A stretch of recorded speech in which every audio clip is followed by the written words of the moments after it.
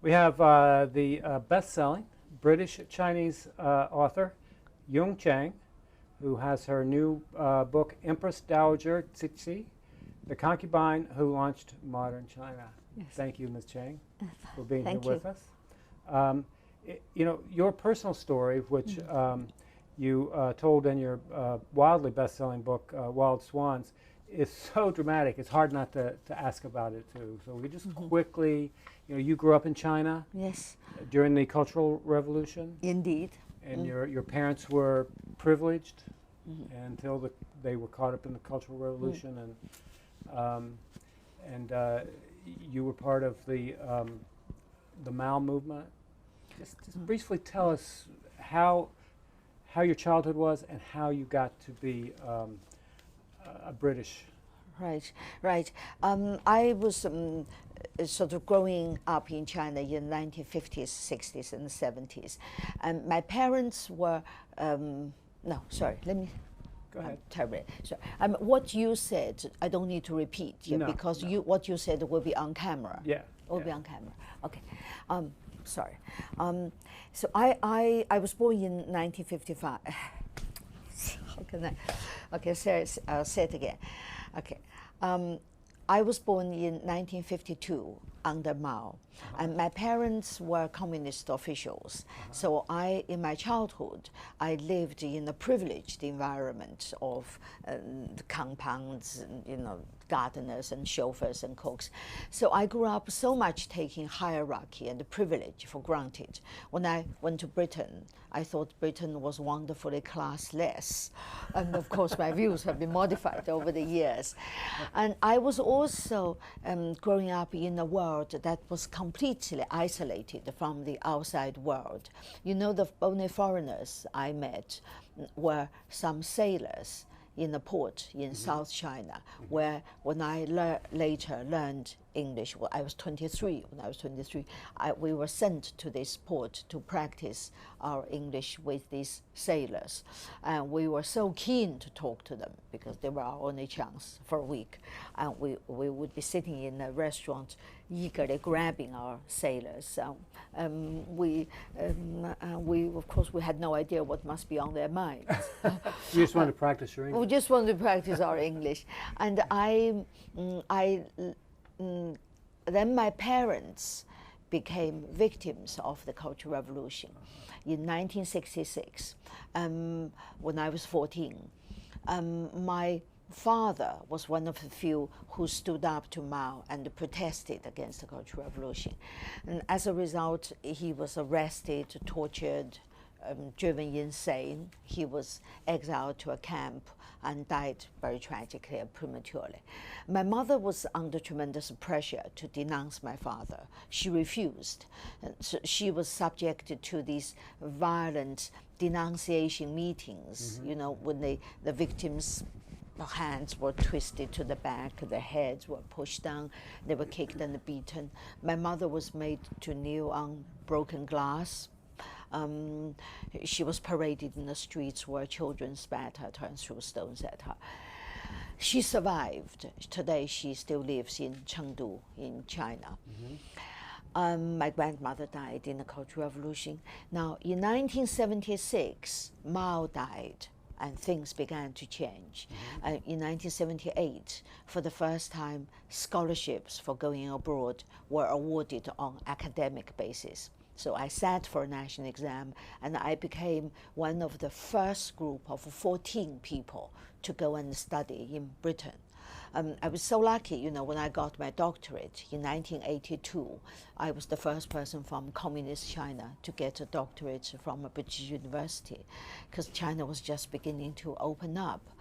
And when I arrived in London, London was like another planet. We were all wearing the Mao suits, this sort of blue uniform-like thing, and we had to move in a group. We were not allowed to go out on our own, and we were quite a sight in the London streets. The first years were very exciting, and then in 1988, my mother came to London to stay with me. For the first time, she told me the stories of her life and stories of my grandmother, my father. And she stayed with me for 6 months, and she talked every day. And she left me 60 hours of tape recordings. And that's how I wrote Wild Swans. Just quickly, how did you endure or escape the indoctrination that you must have been subjected to as a child? Well, yes, actually, this question is one of the most interesting questions, I think, the things also about the book, because as you know, the writer J.G. Ballard said, reviewed Wild Swans, and he said, you know, it's an unforgettable portrait of the brain death of a nation. We were isolated from the outside world. We were brainwashed, fed all the information, and there was no alternative information. No parents dared to tell their children anything different from the party line. And there was a fear, if you said the wrong thing, you get into trouble. And yet, you know, the mind, in my experience, is such a thing that some minds just refuse to be killed. You just get bits of information. I think, speaking for myself, I grew up regarding Mao as my God. You know, when we were children, if we wanted to say what I say is absolutely true, we would say, I swear to Chairman Mao. And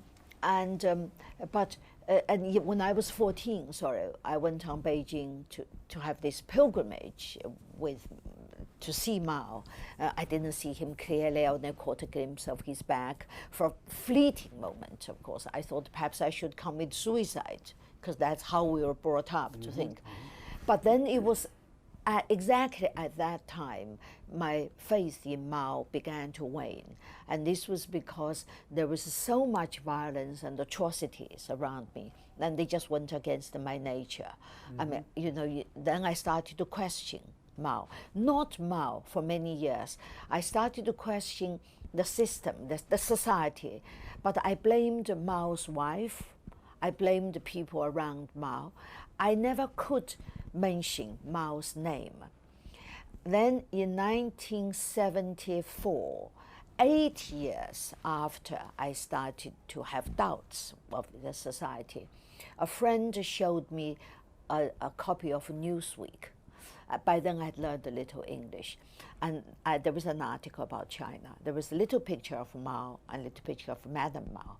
And the caption says, Madame Mao is Mao's eyes, ears, and mouth.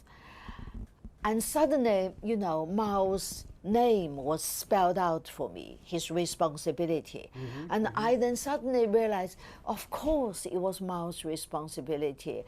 How could I not have realized that? You know, I'm a reasonably intelligent person, but it is so difficult to break out of brainwashing. And from there on, you know, it was as though my eyes were opened. Amazing story. And we just have a couple of minutes. Tell us about the new book. The Empress Dowager Cixi